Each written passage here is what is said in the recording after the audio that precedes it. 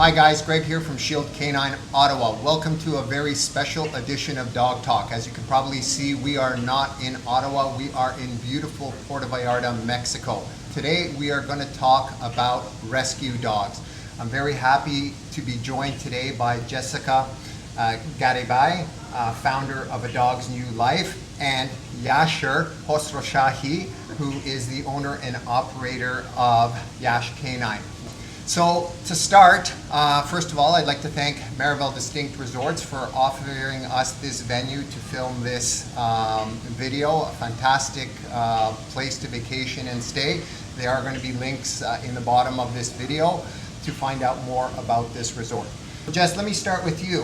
How did you come about to start A Dog's New Life? Well, it was kind of out of the blue because I was talking to a person that asked me, like, what do you do to enjoy life? And I was shocked because I didn't know an answer. And she's like, you're 40 years old, and how are you planning to enjoy your life? So I'm like, that's a good question because I have no idea. I enjoy life working and working and working. So I don't have a passion about anything, right?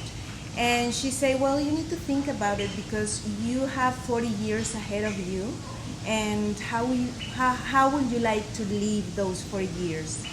And it shocked me, really. But anyway, after 3 days or so, I rescued my first dog, and she had a 360 degrees laceration. She was the first rescue I've ever done, and everything was coming out. So I grabbed her, I took her to the vet, and I start to post for help. I start contacting dog rescues, organizations in the area, everybody, and nobody was able to help me or the dog. And so I did everything I could for the dog. She was pregnant. She stayed at the hospital for about 2 months. In the meantime, I was searching for information because I've never done that before. And one lady on Facebook told me, Jessica, when she's ready, when she's totally healed, you bring her to my ranch in Bucerias and we will take care of her here. So after 2 months, I took her to the ranch and I saw this beautiful place full of trees and like water, and there were some dogs there that were having a dog life. A life that a dog needs to have, free, roaming, hunting. And in that moment, she told me, I bought this land many years ago, like 30 years ago, to do an animal rescue, but I never did. And right there, I'm like, this is what I need to do. This is what I have to do. And I told her, let me do it. Right there in that moment, like out of the blue. And she's like, Jessica, do it. And if you do it, I will donate part of this land to you and to the dogs. Amazing. So that's how it started. How many years ago was this? 8. 8. Yes. So 8 wonderful years. Yes, That's amazing. Very genuine story, amazing. So Yashar, as a fellow Canadian, how did you find yourself in Mexico becoming a dog trainer? First of all, that story gave me chills. I didn't know that. That's amazing. That gave me chills. I came here with my family. My previous life, I've about 11 years of clinical work, integrative cancer care and mental health.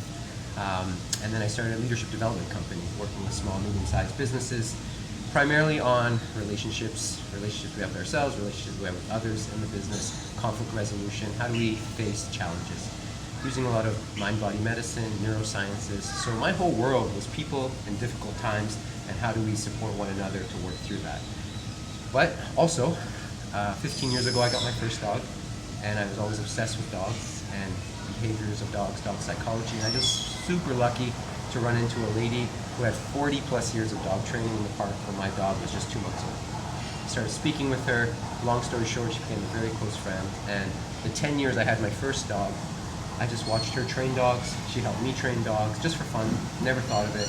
I volunteered at rescues just for fun, never thought of anything else, just because I was obsessed with dogs. Came to Mexico, came to Puerto Vallarta, rescued my own dog, as everyone does when they come to PV. And, you know, train my dog out in my neighborhood, out on walks, doing all the things I do. And someone saw me and said, "Are you a dog trainer?" And I said, "Nope, not a dog trainer, just love this, take this super seriously." And she said, "Well, I'm going to rehome my dog. It says these behavioral issues, I need your help." Luckily, my wife was there that day because she kind of nudged me and said, "Help the lady." And I remember saying, "Babe, I'm not a dog trainer." And she says, "Help the lady." So I did. She told another neighbor, who told another neighbor, who told another neighbor, and it just spread like wildfire. And I started a business here in Mexico as a dog Nice. trainer. And the cool thing about that is for me is I realized very quickly, like when I'm with the dog, you're not talking much, you're saying a few things, but you're just with the dog and you're understanding. But when you teach someone, you have to explain how their relationship with their dog is causing a lot of the problems and a lot of the challenges, inconsistency in boundaries, lack of leadership, all that type of thing. So I think my background, you know, almost 15 years working with humans really actually helped me become a better teacher for humans to help them work with their dog, and not necessarily me step in and solve the problem and say like, look what I can do, but more like this is a collaboration where you need to hold the leash, you need to understand how to communicate with the dog. Absolutely. I mean, with all my years' experience as a dog trainer, it's not so much about training the dog as it is training the human, right? One of the things that I actually learned during the wine event is that Mexico has the highest number of strays and rescues, and that kind of really surprised me. Why, like, I'll open this up to both of you. Why do you think that is? Well, because we don't have the culture for animals in Mexico. We were never taught about having an animal or a dog or a cat and be part of your family. They were just things that were in the patio or up on the rooftop of our houses. Okay. And that's how Mexicans grew up, with that culture, not dogs being part of the family. Dogs were never allowed to be in the house. And so then the people get dogs because they are puppies and they love puppies and they pet them, but when they grow, they become Big dogs. hassle. Yeah. So they are like, oh, we cannot have this dog. Out you go. Out you go on the street. You are a dog, so you can survive on the street. But people don't realize all the complications that brings. Interesting. And I want to add to that, from my end as a trainer now, I see that that is absolutely true. And also, there's now culture, a westernized culture, if you will, where the dogs are they're children, and they're not necessarily given the structure as we talked about earlier. Absolutely. And so that becomes a problem too, because you're Yes. living in these extremes. And whether it's medicine or dog training, you got to find the balance point, and you got to find out what side you have to integrate into the Yeah. learning. And so a lot of my clients, they're dog lovers. And my wife jokes with me, goes, "You're not a dog lover. You hate dog lovers." And I'm like, I do, because if you only have love and nothing else, you're going to cause a lot of trouble for these animals. They're wolves, 99.9% gray wolf, right? And you Yeah. have to understand that point. So as much as the culture started in one way, I see it shifting also in a different way. And I think our job, all of our jobs, is to help people understand the balance point where they can be used as a tool, they Yeah. can be used as part of, you know, whatever farm life you want, but they also need the love and support. And on the other side, if you just give the love and support and they're not used for the structure of the work, the genetics that drive them, then you're going to have a lot of problems. And you're like, how come my dog has problems? Your dog doesn't have problems. Your dog, like a child, needs to move, needs to explore, needs to learn, needs to understand.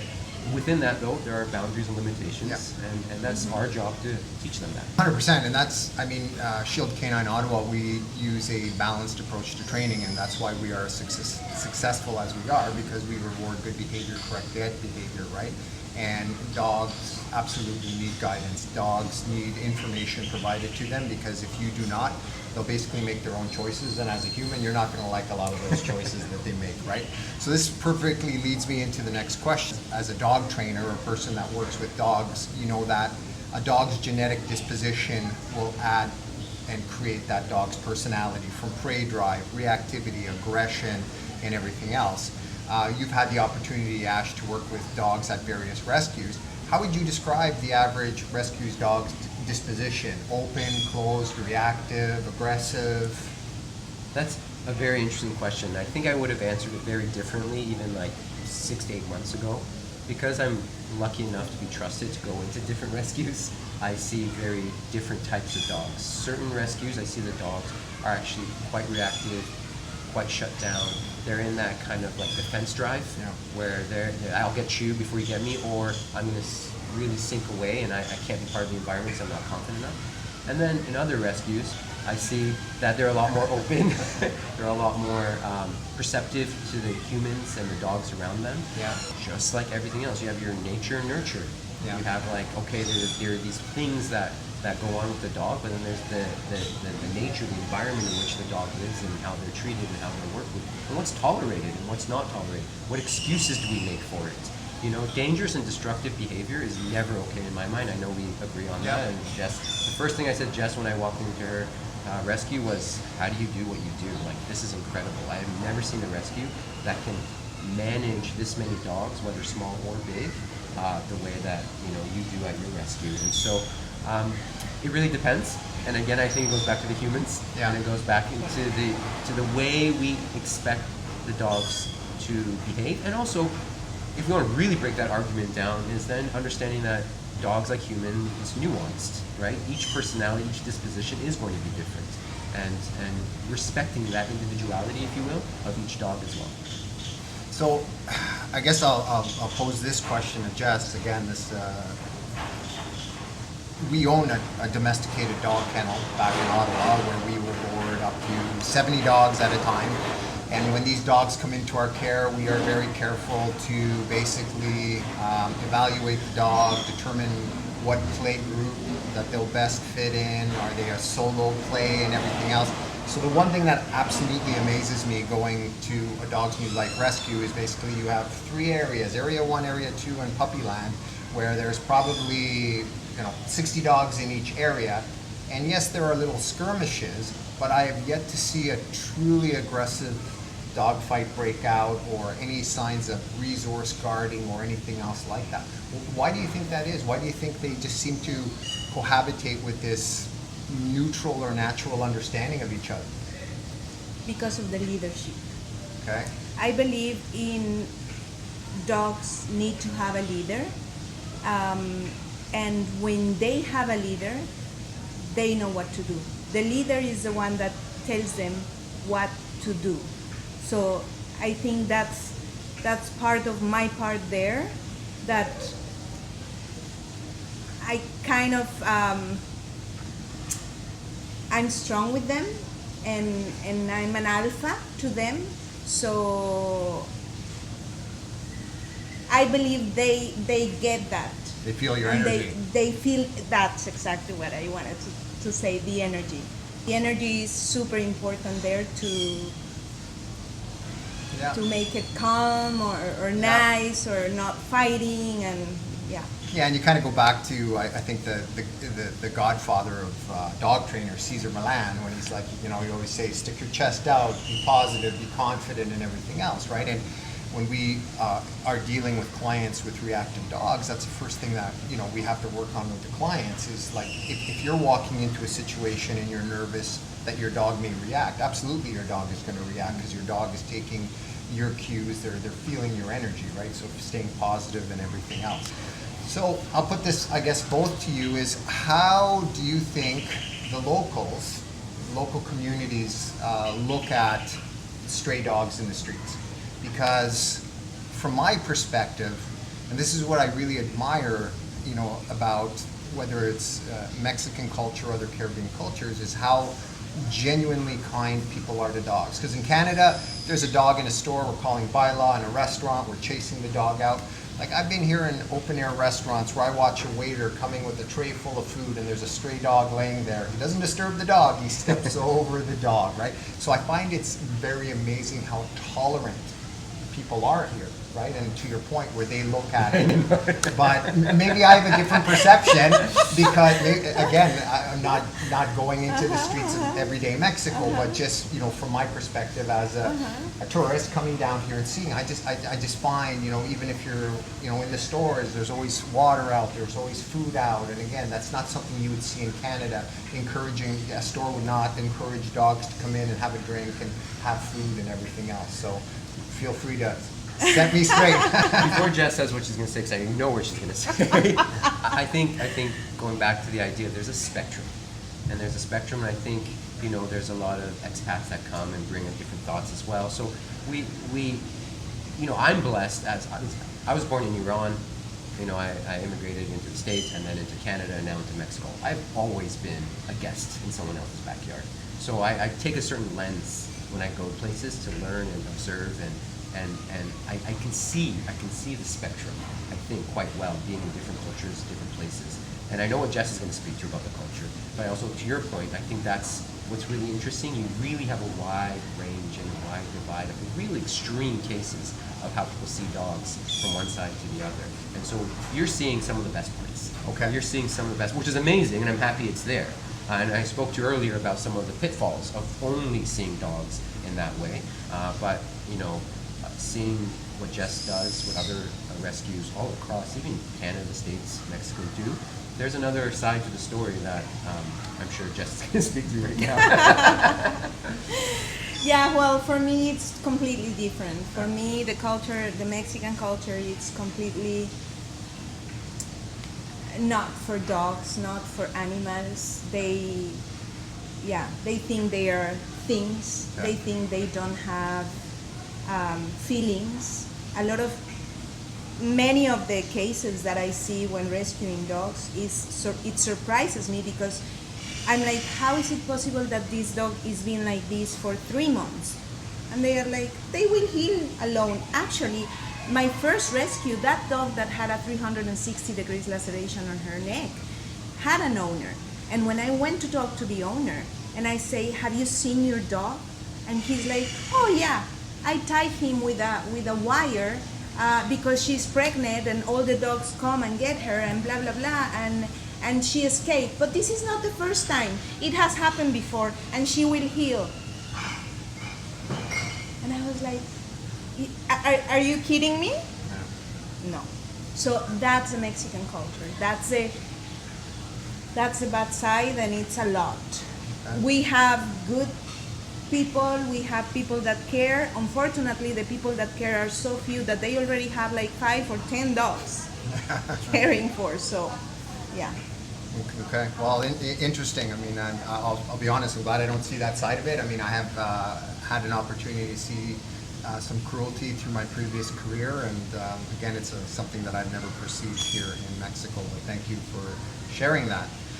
Jess, take us through like an average day of a dog's new life. So basically, from when the gates open, when staff arrives, to the end of the day. Like, what's a typical day there? Well, we have myself and the staff. Fanny, she arrives early morning at 7 in the morning, and she takes care of the big areas. I take care of Puppyland. In Puppyland, we have like 40-something dogs, and we clean. The first thing is That's clean. a lot of poop. And dogs step on it and they make a mess. So we clean is the first thing, and then we feed them. And same with Fanny on the other side. She gives medications to all of the dogs, because some of the dogs are on 12-hour like morning and night medication. So I have staff for the morning and for the night. So she starts giving medications, giving water to all the dogs, starting to get them out of their crates, and then another staff arrives, and then he starts cleaning all the areas. Okay. So for me, I clean, I feed, give medications, and take to the vet. Every day I take dogs to the vet. Okay. And the dogs that you are called to rescue, is that people basically reaching out to you saying there's a dog that needs rescued? Like, how would you find that, that it's time to go and get a dog? Correct. I receive 20 messages every day from people asking me to take dogs, and I have to decide which dog really needs rescue. And then I always ask the people to bring the dog to the vet, and then we handle it from there. Okay. Mm-hmm. After the dog is dropped off at the vet, then we take care of the dog. Okay. What would you say is the hardest part about owning or operating a dog rescue here that the average person wouldn't see or understand? dealing with deciding what dog you're gonna rescue, because there are many dogs that need rescue, right? Yeah. And I cannot take every dog because the dogs that I have need to be taken care of. So I need to know how many dogs I can take care of with a good care. Okay. And so that's why I need to decide I can rescue right now or I need to stop rescuing for the next week until some dogs go, etc. So that's the hardest part, to think about this dog that could be saved or need help, but I can't do it at the moment. That I think that's the hardest because the heart hurts. 100%, right? You have to triage the situation and give priority. I mean, I know for one of the ways you operate, which I think is amazing, is you'll first reach out to the owner and you'll also provide, in certain cases, medical assistance in hopes of returning the dog to the owner, so it's not another dog in a shelter. So again, I think that's just amazing. Yash, what would you say is the hardest part about being a dog trainer in Mexico? Not being fluent in Spanish. Because I spend so much time trying to educate my clients about dog psychology, how to read behavior, how to work with them. We talked about corrections and that alpha energy. That looks very different for every dog. A dog may need a snap. Another dog may need a tool that someone may think is barbaric. Yeah. It doesn't really matter for me what we do as long as it works for the dog and the situation and everyone's safe. And so I spent quite a bit of time talking, educating, showing, having the owners touch the leash. So for me, not speaking Spanish has been difficult, but I've been lucky because a lot of Mexican people are so much more fluent in English than I am in Spanish. So that's been a huge blessing for me. And I think really just, as I said earlier, like with my clients who see the dog as a tool, educating them on how we can move it over to like, we need some like love and respect here for the animal. And then my clients who are like, I would never say no to my dog. Educating them on how we should go on to decide. And I'm surprised, I've had just as many people crying in my dog sessions as I have as an executive coach and as a doctor, you know? And I think because being with an animal is a very emotional thing. And the way I like to speak about it is you get the dog you need, not the dog you want. So there's something really spiritual about working with an animal that pushes your own buttons of who you are as a person. And if you can start to understand their behavior through what you need to improve on yourself as a person, it starts to get really special but difficult. And so we have clients crying. We have husbands and wives arguing about certain things. Yeah. And it's my job, I see it at least, as kind of mediating and using my experience, using my education, and seeing what's in front of me with the dog to bring about some cohesion, some harmonious kind of resolve. Yeah. And a lot of times, speaking to that energy, I ask, what I love about working with dogs too is like, I ask the clients just to look at their dog, look at the dog as looking at me and working with me. And that happened in like, we've talked about this, it can happen in 30 seconds to 30 minutes depending on the situation. And so if your dog can change that fast, humans do not change that fast. I'll tell you, after a decade of working with humans, they don't change that fast. Dogs do. And so it's a very present moment thing. It's a very meditative exercise. And so if dogs can change that fast, and with a stranger sometimes, then it's not about like how much you love and this or that. It has to do with how clear are you with your boundaries, how clear are you with your communication, and are you willing to invest the time and energy to speak dog. Yeah. So on that note, next time you see my wife, ask her how much I like change. But I mean, to your point, one of the things that I'll often say to our clients is you have to train the dog in front of you, not the dog you wish you had in front of you. Because especially with rescues, we see so many clients coming in with the wrong dog for what they hope to do with that dog, right? And again, that's very important. Out of all the rescues you've done in the last 8 years, what's one rescue that really stands out for you? Well, Prince. Okay. He was one of the worst cases we've had because he was so skin and bones, the mange that he had. And again, he had owners. The owners didn't care. They saw the dog every day outside their house like that, and they didn't do one thing to help them. And they knew about us because we've done spay and neuter clinics at their ranch. And it's like amazing that they never contact me to ask for help. So yeah, we brought him into our care, and well, So it How was we come? 2024 November. We were down here vacationing, and we volunteer walking dogs. And I was walking a dog down the path, and I saw, I think it was Rodney or another volunteer walking back then, Prince. And he really caught my eye because typically what you see down here are pod cakes, mixes. You don't actually see a larger German Shepherd. So obviously that piqued my curiosity. I happen to really love that breed. And then when I went back, I'm like, can I walk that dog? And it was just amazing. And like to your point, the connection I immediately had with him, the loose leash walking. And that morning we went out for brunch with a friend and looked at my wife, and we're taking him home, right? I felt that he needed an owner that understood German Shepherds, that he would not easily get adopted out of here because he's a big dog. Again, German Shepherds have a certain perception. So for me, it just made sense, and he's now known as Bruce. And he's just the best fit for our family with our other boy Halo, and we just love him to death and everything else. Thank you for that. That's amazing. Thank you for that. Yash, if you could change a law, policy, something here in Mexico that would help dogs.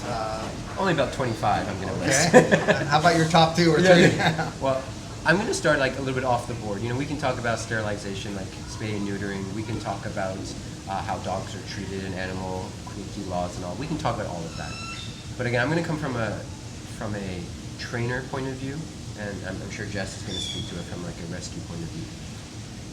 Almost like getting a license to drive a car, shoot a firearm. I would love to see some sort of license, and we can talk about how that's a problem and what's a governing board and all that. That aside, I would love to see, at least at the simplest level, an education where humans learn about dog psychology, where humans learn about, we talk about corrections. What is a correction? What isn't a correction? Because a lot of dog lovers use a lot of emotion, a lot of loud voices, and I would say that's more damaging to the relationship and to the animal than like a firm pop on the leash. Yeah. So I would love to talk about that. I would love to talk about when and why you want to neuter or spay, and when and why you maybe don't want to, and just general concepts about the animal. I think if you can pass a test on just knowing the general concepts and how they are, depending on the study you want to believe, 99.9% gray wolf, and also how they're insanely pack-driven animals and they need the love and support. And if they learn a little bit about that, maybe they'll see their, 8-pound Chihuahua or their 120-pound, mixed Mastiff Shepherd differently. Yeah. And I would love to see that, because me and you both, and I'm sure you, Jess, we spend so much time educating people on just the core basics, where I'm like, how do you have this thing in front of you and you don't even really understand what you have in front of you? I would never hand you a car without you being able to drive. I would never hand you a gun without you knowing how to shoot. Yeah. I know we don't do that with children, which is another subject matter all in itself. So I think if I had to pick one law, and that would be it, because the spay and neutering problem may be solved by really educating people. The animal cruelty stuff may be educated. I don't know, but that's just kind of like my wishful thinking. If I had a wand and it had to start today, I think I'd start there. Yeah, and I mean, we see so many people with dogs that they shouldn't have, where we're like, somebody is going to get hurt, right? And in the end, the dog will be euthanized because of that, and it's not fair to that dog, because that dog is doing what that dog, based on its genetics, was designed to do, and you're just a terrible owner-operator of that dog. Jess, how would you say that the locals, I know we had the charity event here last weekend, but how would you say the locals view rescues here, dog rescues? Are they supportive? No, they are not supportive. Not at all. We don't have Mexican volunteers. Not one. Maybe one. I can't even remember. But yeah, no. Because, and some of them, when these events happen, some of them are like, why are you helping dogs? Why don't you help children? We need a lot of help with children. Well, each person has their own cause, right? Yeah. There are charities for children. Mine is for dogs. So, but no, not many people. That's unfortunate. No. It's unfortunate. So Yash, what would you say? I mean, being here and traveling and seeing different clients, what would you think would be the biggest misconception that, say, foreigners have about street dogs in Mexico? Again, it's a nuanced answer. I think I would start with not all of them need you to go rescue and have a God complex. Okay, I'm glad we agree. Not, in fact, I think you're restraining their lives. They're used to walking tens of kilometers a day, exploring. They have their pack. As someone, again, who's obsessed with dogs and dog behavior and psychology, I like just sitting in my car on the side of the road and just watching the packs kind of navigate themselves. And there's a lot of neutrality that comes with that because the dogs figure it out. That's very different, I want to say, for anyone who's listening, who take your dog to dog park and say, well, let the dog just figure it out. And no, that's a brawl. That's a fight. Yeah. You know, we're not trying to figure it out that way. Yeah. There's a very different environment. And again, that's a nuance that most people don't get. And they're part of the environment. And so if they're living and experiencing that environment in a neutral way and they're not sick, they're not hurting, then I think we should just kind of let them be, because how many Jesses are there in the world, or in Mexico, let's keep it simple, to take on all these dogs? You know, it's just not possible. No one's, like you said, no one's going to be paying for it. No one's going to be working on it. And there's only so much Jess and her team can do, or the other organizations around, let's just say, Vallarta can do. So on that side, I think don't have the God complex. Just let the environment be what it is. On the other side of it, it's like when you see a dog really suffering, don't turn a blind eye either. And that's sometimes hard. And I do think a lot of the Americans, Canadians, Europeans usually are more sensitive to that. But again, I actually have a lot of Mexican clients who really love their animals. And so I see a shift, but again, I work in a different environment. You're working with the rescues, so I think you see the worst of the worst. I just see the worst of the worst of behaviors of humans not treating their dogs, with training apparatuses. But in general, I think there's a nuance to this conversation. I think there's a beauty to how the dogs can live here and actually can do quite well. And then there's a horrific side to it, which Jess has spoken to. Mm-hmm. So Jess, international adoption. So somebody from Canada watches this podcast, they go on a dogsnewlife.org website, they find the dog that's perfect for them. How would that whole process work for them? Well, they have to fill up an application, Okay. and then Karen, who is in charge of adoptions, she will go through the application, call them, talk to them. They will talk about their life, how their life is, to see if the dog will match with their life. And then if so, Karen will do a video call to see where the dog is going to live, what space the dog is going to have, etc. But the most important thing is that we never do an adoption like, you take the dog, we don't care about that dog anymore. No, that's not a dog that it's already adopted and you deal with it. We send a dog, and then we give time, 1 week, 2 weeks, whatever time they need to figure out if that's the right fit for their family. Because it can happen that it's not the right, like they fall in love because of a picture and some videos, but until they meet, that's the right thing. So we just say, if the dog is not the right fit for your family, we just ask them to foster until we can find another adopter for that dog. So that's how it works. Okay. And the process is relatively easy. I mean, I can speak to myself, bringing back Prince. Last time we were here, Mello. This time we are actually going to be bringing back Camila and Esme, where we are donating a 4-week board and train, and they'll be up for adoption. Very simple process. You guys basically do everything. And for those of you that may be vacationing in Puerto Vallarta, Mexico, and are looking at helping out, a lot of times these dogs that are adopted in Ottawa, Montreal, or Toronto, A Dog's New Life needs a way to get them back home. So what you are is a flight angel. All it means is you're basically a warm body in a seat in the cabin, and you're associated to the dog below. And then once you arrive in Canada, you hand that dog off to their new owner. Again, A Dog's New Life does all the paperwork. So if this is something you may be able to help with, I know they're always looking for flight angels. It's an easy way to do that. So Jess, if somebody is watching this and they're wherever in North America or Europe, and they want to donate, but they can't have a dog, or just their lifestyle doesn't suit it, what can they do to help A Dog's New Life? Well, the first thing is share our mission. If they have social media, Facebook, Instagram, just share our webpage, our All of our mission, share, share, share, so we can get to more people. And the second is donate. You can go on the link at dogsnewlife.org, and you can donate there. We have different ways to donate: credit card, e-transfer, transfers, a lot of options. So you can help that way. Okay. I love the fact that as a rescue organization, you're actually open to balanced training. Shield K9 Ottawa, we've reached out to multiple rescues, and there are rescues out there that unless you are force-free, they want nothing to do with you. We've tried to donate board and trains like we do with you guys, and they want absolutely nothing to do with you, right? And a lot of these dogs in these rescues are reactive dogs, behavioral issues, and unfortunately, just love and cookies will not help, and that's why there are so many dogs in those rescues.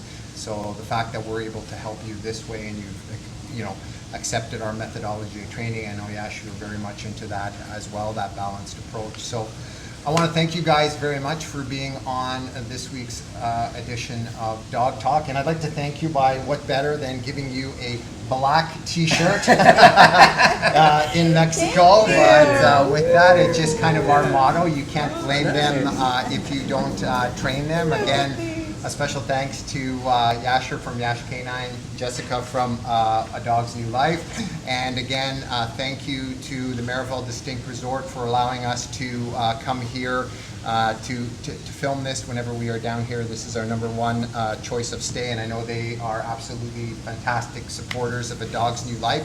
And right now, what I'm going to do is I'm just going to go and bring in a couple of special guests. These are the dogs that are coming back to Ottawa with us. So this is Camila and Esme. They will be coming back to Ottawa with us next week. We're doing a 4-week board and train with them, and they will be available for adoption. So thanks for watching. We will see you guys next week. And like we always say here at Shield K9 Ottawa, you can't blame them if you don't train them.